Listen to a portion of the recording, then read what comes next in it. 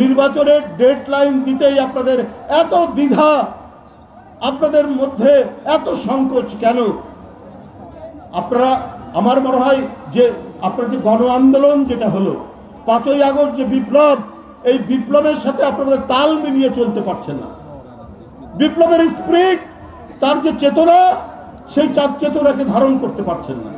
তাই পতিত স্বৈরাচারের অনেক লোককে আপনারা বসিয়ে রেখেছেন, আপনার প্রশাসনে বিভিন্ন জায়গায় বসিয়ে রেখেছেন। তারা তো আপনাকে ব্যর্থ করবেই, আপনার সিন্ডিকেটকে তো ধরতে দেবে না।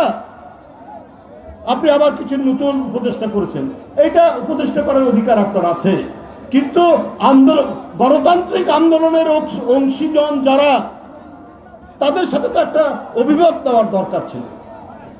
যে মেয়েটি শেখ মুজিবের স্ত্রীর ভূমিকায় পালন করেছে, যে মেয়েটি আপনার সেই যে বিতর্কিত শেখ মুজিবের যে ছবি, সেই ছবিতে বায়োপিকে অভিনয় করেছে, তার স্বামীকে আপনার উপদেষ্টা বানিয়েছেন।